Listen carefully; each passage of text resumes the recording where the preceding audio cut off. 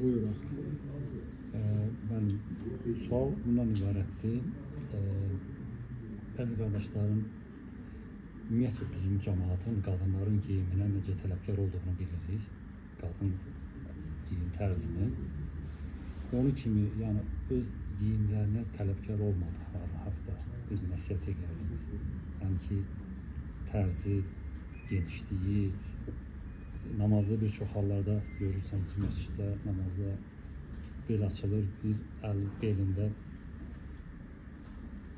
Yəni bir, iki, yəni bu şeylər siz də rastlaşırsanız bundan çox rastlaşırıq. Yəni qadınların geyiminə tələbkar olduğu kimi, yəni kişilərin geyiminə sanki belə bir çərçivə olmamış kimi buna biraz diqqətsizdirlər. Bismillahirrahmanirrahim. Elhamdülillah Rabbil alemin. Salatu ve selamu ala abdihi ve rasulihi Muhammedin ve ala alihi ve sahbihi ve selleme teslimen kethira. En birinci Allah razı olsun dəvətimizə görə. Sonra qardaş sual verir, soruşur ki, yəni biz qadınların geyiminə fikir veririk. Geniş olsun, rənginə fikir veririk. Lakin bəzən kişilər geyimlərinə fikir vermir. Təbii ki, kişilərin də geyimində genişlik əsasdır. Geniş olsun, tam bədəni yapışmasın, izhar eləməsin. Həmçinin namaz qılanda kürəyin çöldə qalmasın, belin çöldə qalmasın. Çünki namaz batil olur elə olsun. Namaz batil olur. Ən azından altdan, yəni bir şey geyinmək olar uzun. Üstdən geyindiyin heç olmasa qalxanda o da paltardır, yəni libasdır, örtsün. Yəni heç olmasa bu cür eləmək. Kişilərin də geyimində hədd var, hüdud var. Şalvar topuqdan aşağı düşməməlidir. Həmçinin bu da mühümdür. Yəni bəzi qardaşlar geyinirlər topuqlarından aşağı. Peyğəmbər sallallahu aleyhi ve sellem qadağan eləyib və odla müjdəliyib və buyurur ki, mə əsfələ kəbeyni fəfinnar. Nə ki, iki topuğun aşağısındadır, oddadır. Ona görə fikir vermək həmçinin lazımdır bu məsələyə və həmçinin fikir vermək lazımdır genişliyə və övrət yerinin kəşf olunub açıq olmamasına, bağlanmasına. Bəli.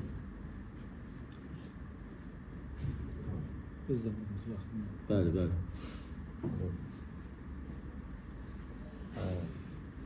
Varsa sual verin. Mənim ümumiyyətlə gecə namazı üçün azanla varmı? Məsələn, Məkkədə zaten rast gəlmə. Bilal radiyallahu azan verir gecə namazı üçün. Gecə namazı üçün azan, yəni o yatmışları oyalmaq üçündür. Aydın, çünki onlar meçiddə qalırlar, meçiddə yeyirlər, meçiddə içirlər, onlar yorulurlar. Onları oyatmaq üçündür, ayılmaq üçündür. Amma özün durdunsa gecə, yəni evdə azan verməyə ehtiyac yoxdur. Evdə durdun, azan iqamə fərz namazları üçündür. Və həmçinin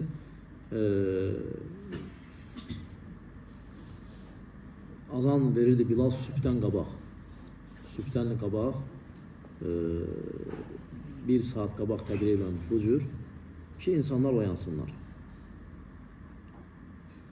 Amma başqa namazlara və gecə namazına azan deyə bir şey yoxdur şəriətdə. Amma qaldı ki, Kəbədə və ya Mədinə məscidində Qiyamul Leyl deyirlər. Qiyamul Leyl rahimakumullah belə bir şey deyirlər. Yəni oyatmaq üçün dəst namazın yoxdursa dəst namaz alasan, təharət eləyəsən, ehtiyaclarını ödəyib namaza qaydasan. Buna görədir. Bu da eyb etməz. Eyb etməz. Çünki toplumu idarə üçün bir nida olmalıdır. Bir nida, bir çağırış olmalıdır. Onlar hazır olaraq ibadətə yaxınlaşa bilsinlər. Bir də ailəsə ki, namaz gedir. Ola bilər ki, itirsin o namazı. Getsin, düşsün, dəst namaz alsın, qayıtsın, gəlsin. Xeyirdən biraz məhrum olsun. Ona görədir. Amma gecə namazına azan deyə bir şey yoxdur. Gecə namazına azan deyə bir şey yoxdur. Sübhdən qabaq var oyatmaq üçün. Necə cümədən qabaq var. tacirlər başı qarışmışları ayırtmaq üçün. Necə Osman radiyallahu anhu öz xilafəti dövründə bu məsələni icra etdi. Bəli.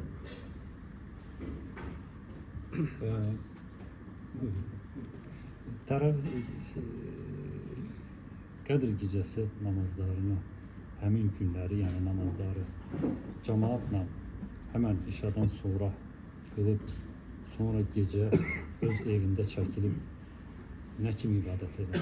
Yəni gecə namazlarını qılıb da sonra gecə namazlarını adam gecənin 1/3-nə məsəl üçün saxlamaq istəyirsə, ümumiyyətlə bilmək lazımdır ki, cəmaatla bir imamın arxasında tamamlamaq ən fəzilətlidir. Hətta işə namazından sonra olsa belə. Çünki Peyğəmbər sallallahu aleyhi və səlləm buyurub ki, kim imamla tamamlasa, sanki bütün gecəni ayaq üstə dayanmış kimi sayılır. Və təbii ki, bizlərdən heç birimiz yəni gecəni ayaq üstə dayanmırıq. Yəni evə getsək də biraz namaz qılarıq, biraz Quran oxuyarıq, biraz zikr eləyərik, sonra yuxu tutar, yatarıq, yatmarıq, sübhü gözləyərik, belə bir şey olar. Amma imamla işə namazından sonra imamın arxasında tamamlasan, sən artıq o savabı götürmüsən. Və qayıdıb evə istəsən, biraz zikr eləyərsən, Allah'a biraz dua edərsən, ehtiyaclarını istəyərsən, biraz da Quran oxuyarsan, sonra dincələrsən sübh namazı üçün, bu sənin üçün daha xeyirlidir. Bu daha xeyirlidir. Yəni, daha çox keyfiyyətlidir insan üçün. Bəzi insanlar kəmiyyətə baxır. Ona görə Peyğəmbər sallallahu aleyhi və səlləm sübh namazından sonra durur, çıxır, gedir. Gəlir, görür ki, həyat yoldaşı hələ Allah'a zikr edir. Deyir, sən hələ də zikr edirsən. Deyir, bəli. Deyir, mən isə bir kəlmə dedim, o sənin etdiklərindən xeyirliydi. Subhanəkəllahumma bihamdik, adədə xalqihi, və rida nəfsihi, və zinətə arşihi, və midədə kəlimətihi. Bu deyir, zikr elədim. Deyir, sənin etdiklərindən daha xeyirliydi.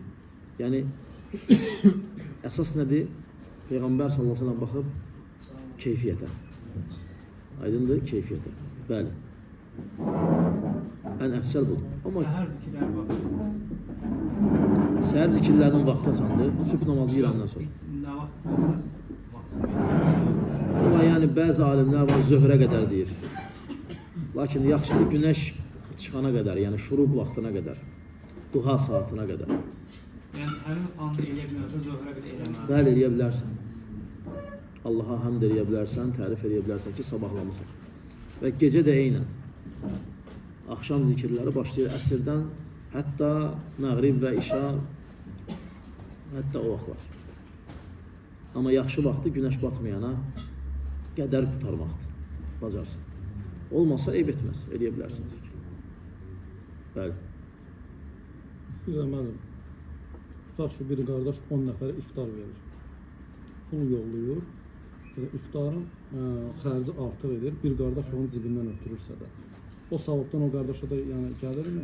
Əgər o qardaş 10 nəfərə iftar vermək istəyirsə və verdiyi nəvacib iftar üçün yetmirsə, birinci özünə deyin. Deyir ki, qardaş, sən verdiyin çatmadı. Bəlkə istəmir kimsə şərik olsun ona. Birinci özünə deyin ki, qardaş, çatmadı. İcazə verirsən, əlavə eləyək. Desə ki, yox. Nə qədər çatmır? O zaman heç kimə demirsən. Yox, desə qardaş, gücüm ona çatırdı. Üstündə özünü düzəldin, o zaman müraciət edə bilərsən. Birinci özünədir, özü haqq sahibidir. O elə düşünür ki, çatacaq. Elə zənn edib ki, o pul çatacaq. Onun özünə qayıdmaq birinci özünə. Bəli. Duha namazı neçə rükət qılınır? Duha namazı 2 rükətdən 8-ə qədər. Duha namazı 2 rükətdən 8 rükətə qədər olan bir namazdır. 2-2-də. Bəli, 2-2 qılınır. 4 də qıla bilərsən deyənlər var. Amma Peyğəmbər sallallahu aleyhi və səlləm buyurur ki, gecə və gündüz namazları məsnə, 2-2-dir. Yəni fərz namazları çıxmaq şərti ilə bütün nafilələr 2-2-dir. Məsələn, 2-2-dir. Kimsə istəsə eyib etməz. Bəzi alimlər deyir ki, qılasan, eyib etməz. 4 rükət. Amma yenə də doğru olan budur ki, 2-2. Bəli.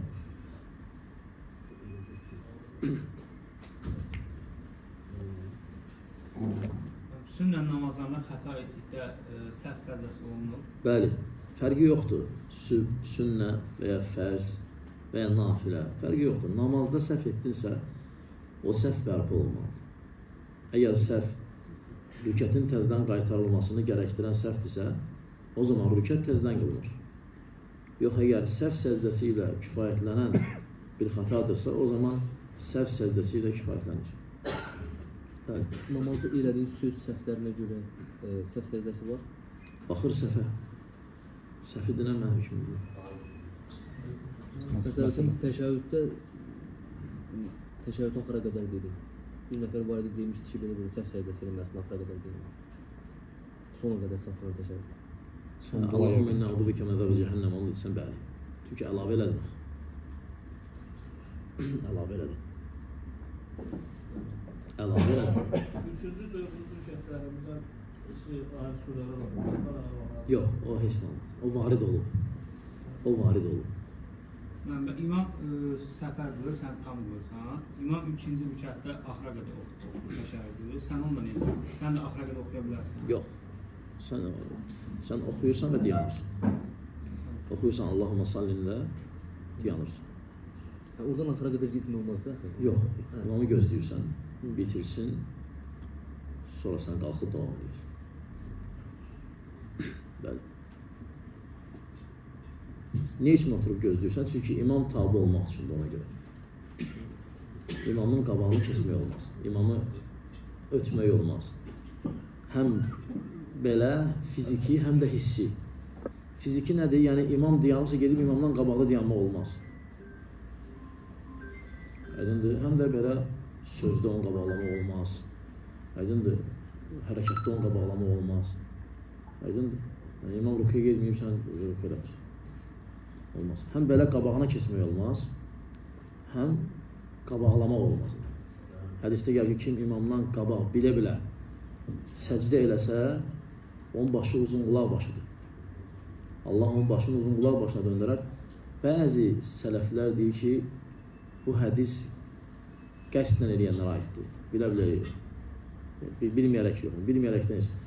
Bəzi sələflər deyir ki, eləyən gördüm bilə-bilə, dedi ki, Allah mənim başımı döndərsin uzunqulaq başına, deyir, uzunqulaq başı oldu başı.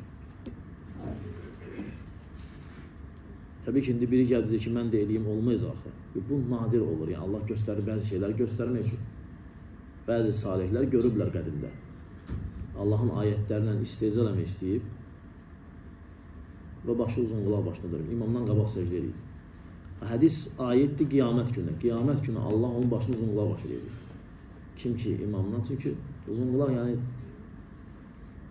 nə qədər şeydir ki, başa düşmür ki, imamı keçmək olmaz.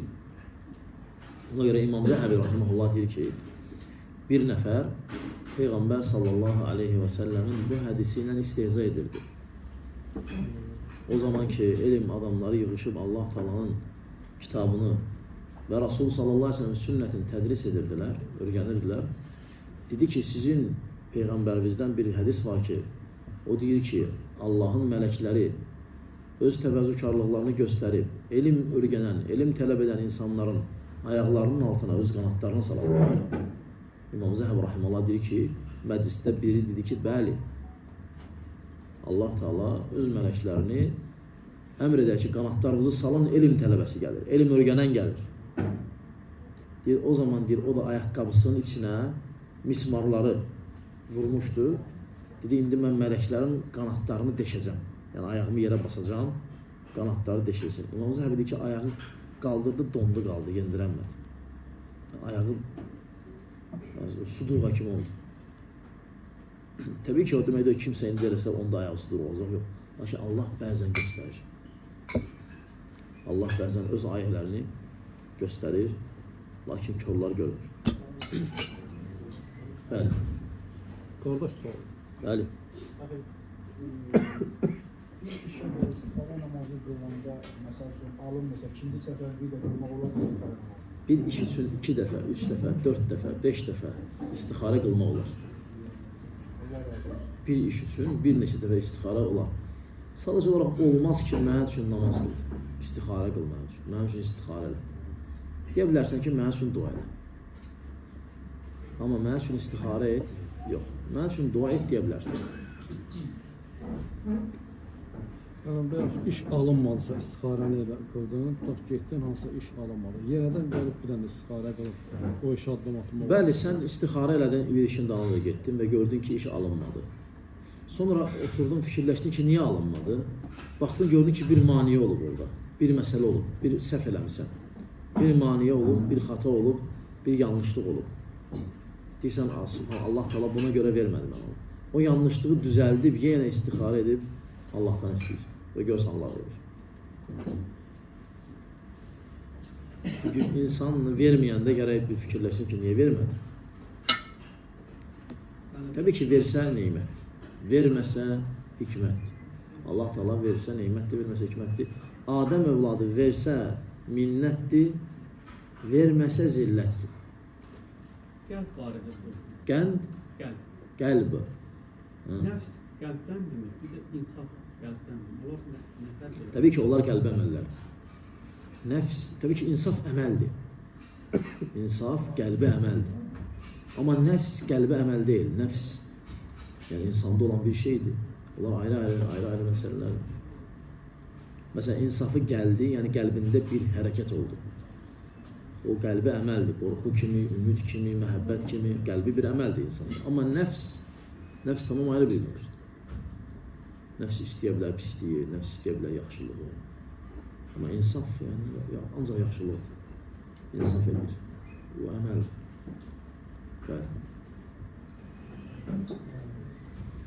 Məryəm surəsində siz hamınız cəhənnəmə aid. Bəli. Yəni siratdan keçəsiniz. Çünki sirat cəhənnəmin üstündədir. Sirat cəhənnəmin üstündədir, hamı görəcək o cəhənnəmi.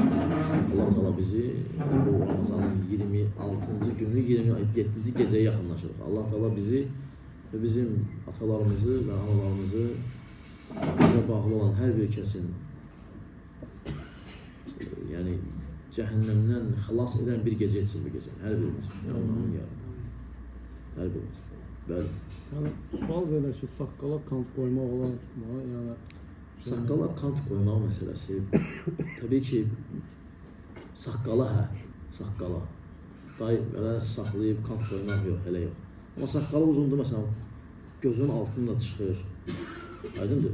Oranı götürə bilər. Kant mən onu deyirəm, yəni demirəm belə xəttlər belə, elə yox. Məsələn çıxan düşdün ki, buranı bəzi alimlər saqqaldan saymır. Gözün altında. Deyirlər bu almacığın bu yəni bu sümüyün altın, əleyhissalam. Bu sümüyün altı saqqaldır. Və boğaz yoxdur, hulqum. Hulqumun üstü saqqaldır. Altı bitənləri də götürmək olar. Aydındır? Hulqum kişidə olur. Onun üstü saqqaldır, altı saqqaldan deyil. Və saqqal bu sümüydən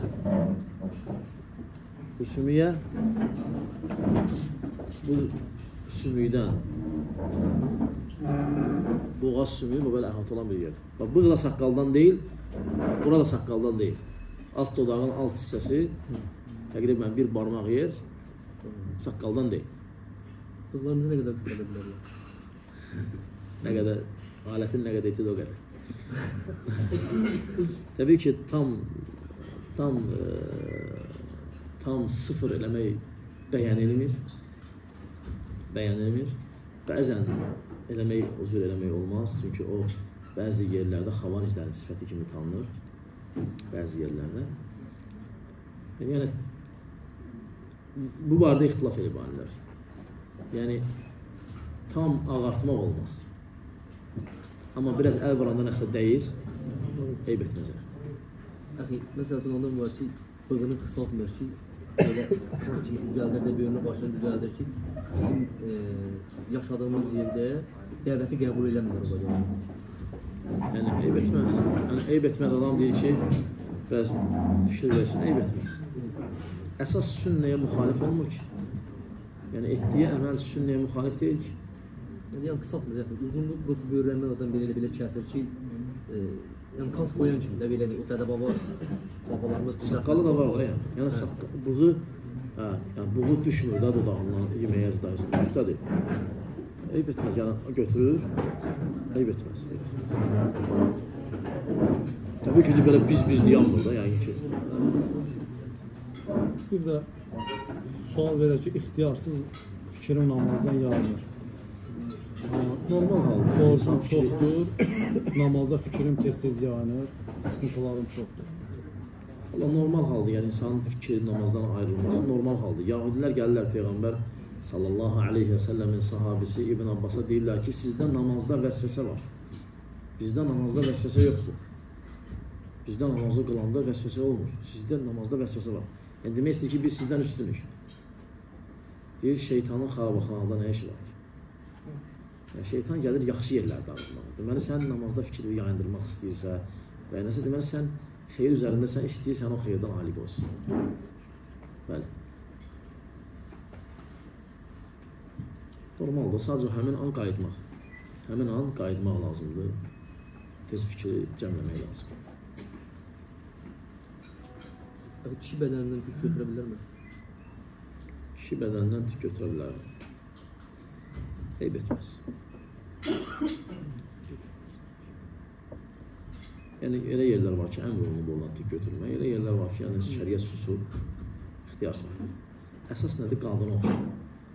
Əsas şəriət kişinin qadına oxşamağını qadağan edir. Bəli. Qadınlar səsini qısalda bilərmi? Qadınlar saçını qısalda bilər çiyinlərinə qədər. Çiyinə qədər. Oradan tərəfə yox. Bəli.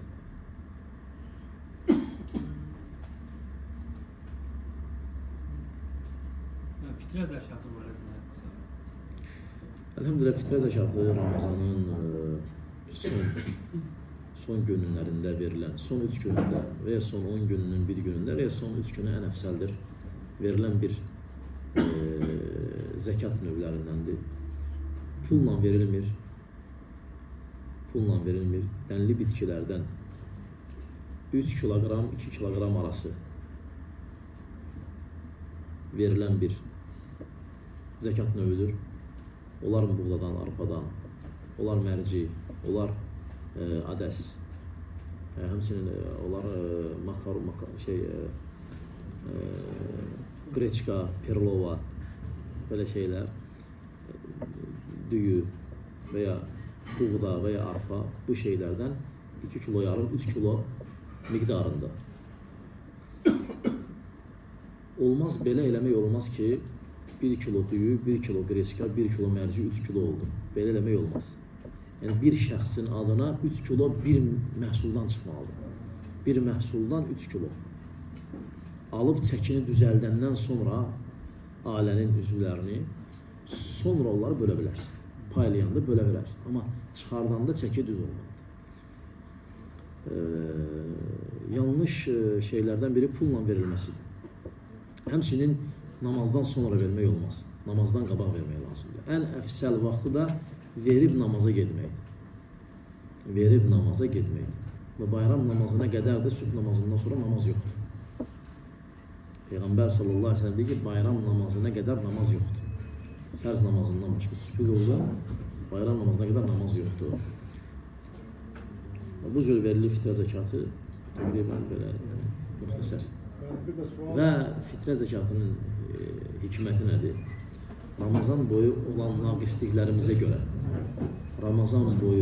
naqisliklərimizi də fitrə zəkatı ilə həll edirik. Bətnində olan uşağa da fitrə düşür. Ölmüş birisinə fitrə düşür. Bətnində olan uşağın aylıq fərqi var ya, yoxsa? Yox, fərqi yoxdur. Bətnində artıq düşür və ölmüş insanda şey var, təfsilat var. Adam Ramazan orucunu tutdu və öldü. Ramazan orucunu tutdu, bayrama çatmadı. Onun fitrə zəkatı verilir. Amma o adam ki, ortasında öldü və ya Ramazandan sonra öldü və ya verilmir.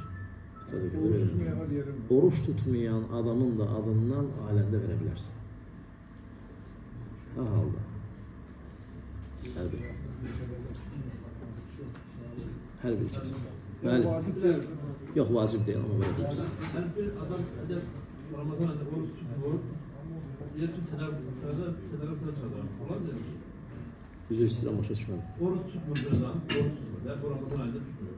Ama diğer ki bu masada diğer ki ben de bir mesele tutuyor. Özü çıxartmaq istəyir də zaten. Bəli, yəni Allah Taala bizi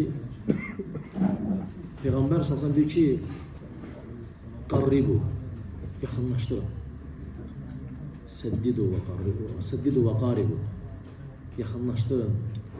Yessiru və la tuassiru və la tunaffiru. Nifrət elətdirməyin, müjdəliyin, asanlaşdırın. Ola bilər ki, Allah onu qəbul eləməsin. Bəlkə də Allah bilir.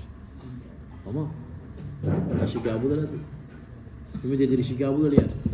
Ümid edirik ki, Allah o əməlinə görə və bizim o yumuşaqlığımıza görə onun qəlbini açar İslam'a. Təbii ki, biz onu alanda ondan deyirik ki, qardaş, Allah qəbul eləsin, xeyir olsun sənin üçün. Amma bu əməl oruç tutanda daha yaxşıdır. Deyər, inşallah gələn tutaraq. Bu il bilmədim. Yəni, alanda belə ona onun etdiyi ibadətin doğru yönünü yönəltmək, öyrətmək lazımdır. Alırsan desə, amma qardaş, doğrusu da belə olmalıydı. Deyir, vallahi mən bilmirdim ki. Deyirsən, inşallah gələr tutarsan və belə təsəvvür edirsən ki, yox, sən qəbuldur. O təbii ki, olmaz o şey. Olmaz. Yəni, insanları uzaqlaşdırmaq yox, yaxınlaşdırmaq lazım. Birdən biri gəlir, deyir ki, qəbul deyil Allah. Deyən qardaş, qəbul işinə Allah baxır. Qəbul məsələsi Allahın oldu, biz qəbul işinə baxmırıq. Biz umumən deyirik ki, belə əməl sahiblərinin əmələ qəbul deyil, belə əməl sahiblərinin əmələ qəbuldur. Gör, sən bilirsən də qəbuldur. Allah bilir. Ona görə Bəni İsraildən bir kişi görür ki, qardaşı doğru yolda deyil, günahlar içindədir, falan. Deyir, tövbə elə, qayıtı da deyir ki, mənlə Allah arasına girmə. Yenə gəlir, yenə keçir zaman, görür yenə. Deyir, tövbə elə Allaha, onu qınıyır. Deyir, mənlə Rəbbim arasına girmə. Üçüncü səfər belə hadisə baş verir, deyir, Allah sənə bağışlamayacaq. Allah səndən qəbul eləməyəcək. Və çıxır gedir. Əbu Hüreyrə radiyallahu anh bu hədisi rəvayət edir. Qiyamət günü Allah Taala o kişini həşr edəcək. O deyən adam var idi, ha, Allah səndən qəbul eləməyəcək. O abid idi. Yəni Allaha gecə və gündüz ibadət eləyən. O isə, qardaşı isə asi idi, günahkar idi. Allah Taala qiyamət günü ikisini də gətirəcək. O ibadət eləyən abid yoxdur. Dediyi, Allah sənə bağışlamayacaq. Ona deyəcək ki, sən kimsən ki, mən adamdan demirsən ki, mən onu bağışlamayacaq. Sən bu səlahiyyəti kim vermişdir? Sən özünə əmr olunmuşdur ki, mənə ibadət eləyəsən. Hələ sən özünü bilmir, qəbul eləmişəm, yoxsa yox.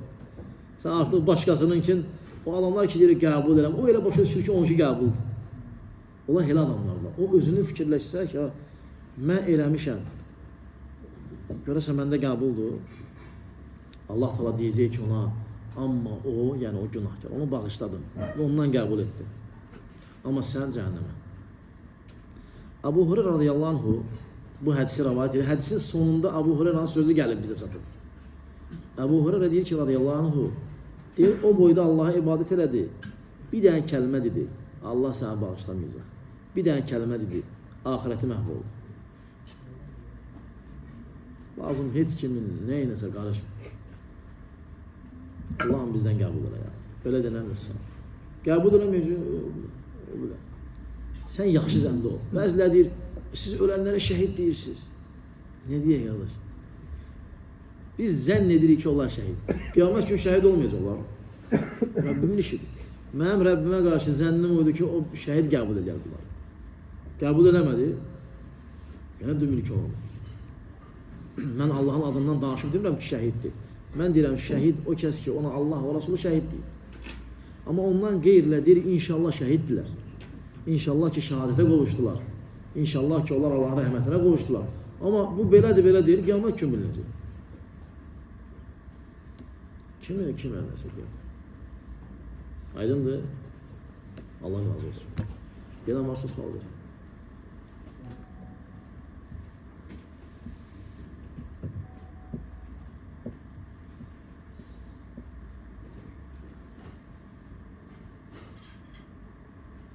Bir də zikr məclisi gedə-gedə ya sabahı, axşam zikirlərini etmək olarmı? Tutaq ki, oturmuşuq zikr məclisində.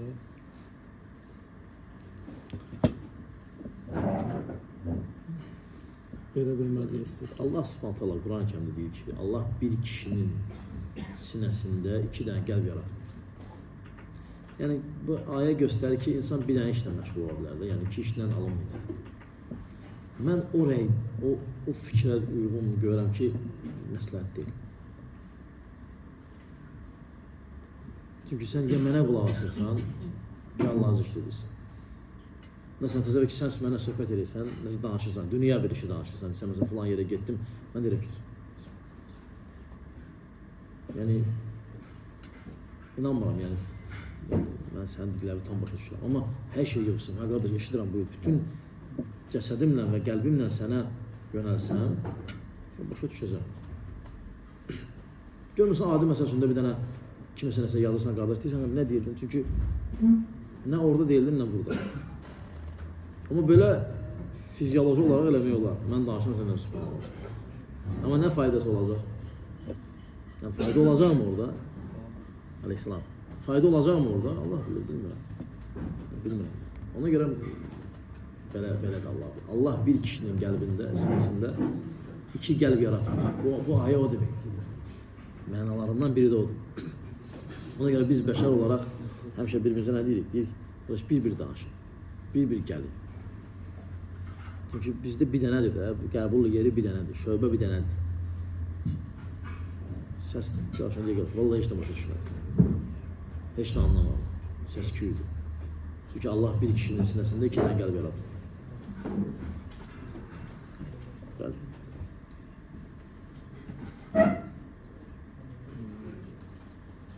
Hələ 20 dəqiqə var, hə? Yaxşı, bəs suallar. Onda